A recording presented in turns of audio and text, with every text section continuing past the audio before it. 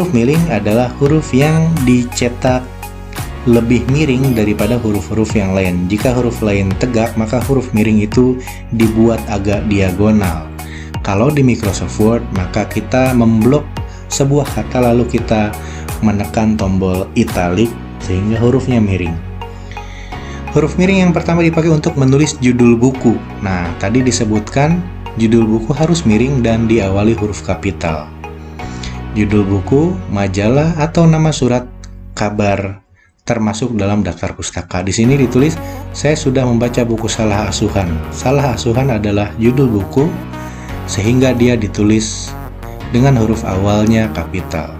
Karangan Abdul Muiz. Kata Abdul Muiz tidak miring karena dia nama orang, yang pasti nama orang harus diawali dengan huruf kapital. Di sini Pujangga Baru karena nama majalah ditulis miring. Cakrawala karena nama surat kabar ditulis miring. Kamus Besar Bahasa Indonesia Pusat Bahasa juga ditulis miring dan diawali setiap hurufnya dengan huruf kapital karena dia adalah nama buku. Berikutnya, huruf miring dipakai untuk menegaskan atau mengkhususkan huruf, bagian kata-kata atau kelompok kata dalam kalimat. Misalnya, huruf terakhir kata abad adalah D. Kenapa abad ini dimiringkan? Karena kata abad sedang dibicarakan di kalimat itu. Huruf terakhir kata abad. Nah, kata abadnya sedang dibicarakan, sedang disorot di sini. Nah, di sini juga ada huruf D yang dimiringkan. Kenapa? Karena yang dibahas di sini adalah huruf terakhir pada kata abad. A abadnya disorot, huruf terakhirnya pada kata abad disorot. Berarti huruf D di sini, berarti D-nya juga dimiringkan. Dia tidak diantar, tetapi mengantar. Nah, ini untuk penekanan saja. Jadi kalau kita ingin menekan agar orang paham, maka dibuat hurufnya miring. Dalam bab ini tidak dibahas pemakaian tanda baca. Ini juga untuk penekanan, menegaskan seperti itu.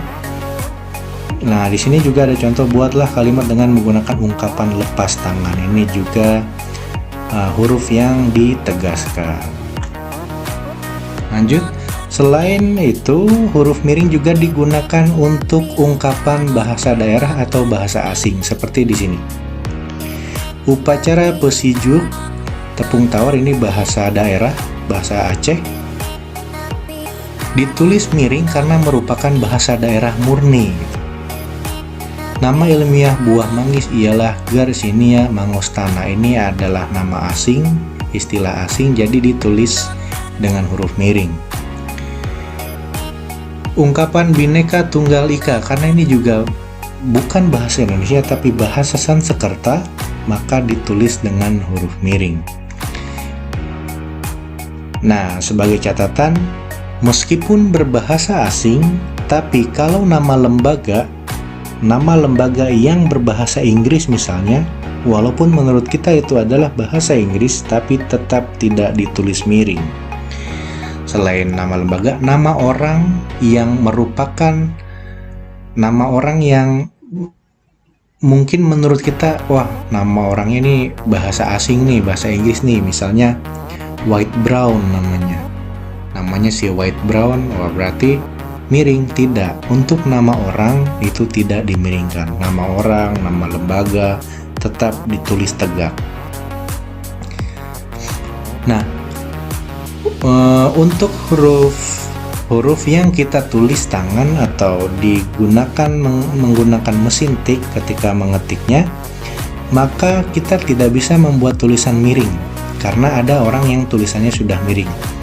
Untuk naskah-naskah pada tulisan tangan atau mesin tik, bagian yang harusnya miring maka diberi garis bawah. Kalimat atau teks bahasa asing atau bahasa daerah yang dikutip secara langsung ke dalam teks berbahasa Indonesia ditulis juga dengan huruf miring. Selain huruf miring, ada huruf tebal. Terakhir adalah huruf tebal. Huruf tebal dipakai untuk menegaskan bagian tulisan yang sudah ditulis miring. Ingat di sini. Huruf DH, nah mohon maaf di sini harusnya kata DH ditulis miring. Huruf DH harusnya ditulis miring. Huruf DH seperti pada kata Ramadan, nah Ramadan juga harusnya ditulis miring karena adalah bahasa Arab yang ditransliterasikan ke dalam bahasa Indonesia, ke dalam huruf Latin. DH juga harusnya miring karena merupakan istilah yang sedang disorot gitu, istilah yang sedang dibicarakan. Huruf DH seperti pada kata Ramadan tadi saya bilang harus miring karena bahasa asing. Terus kenapa kok di sini DH-nya ditulis tebal? Karena DH adalah huruf yang sedang disorot. Nah, kondisi kata DH di sini sudah miring karena mengikuti kata Ramadan. Ramadan itu sudah miring. Ini saya berikan contoh misalnya.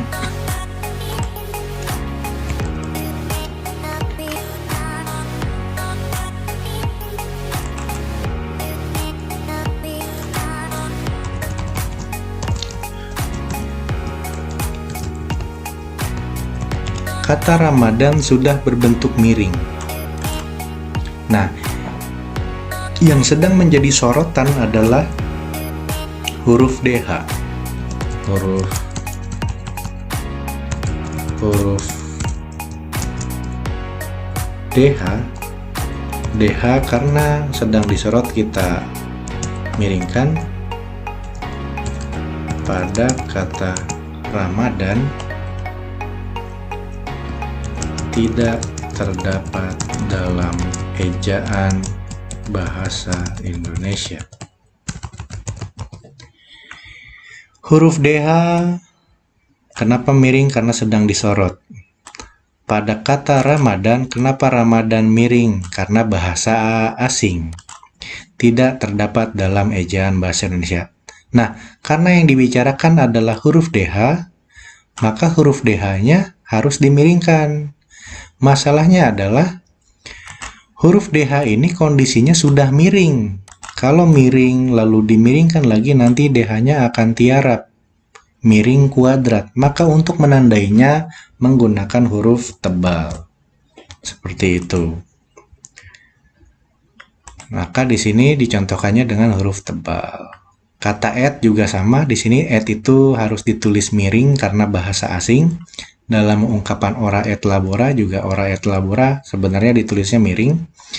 Et ini ditebalkan karena selain dia telah miring juga sedang disorot. Seperti itu.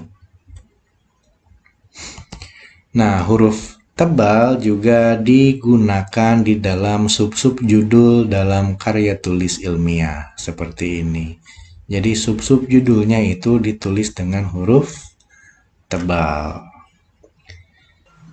Seperti itu penjelasan kali ini teman-teman. Jangan lupa klik subscribe, like, komen, dan share. Assalamualaikum warahmatullahi wabarakatuh.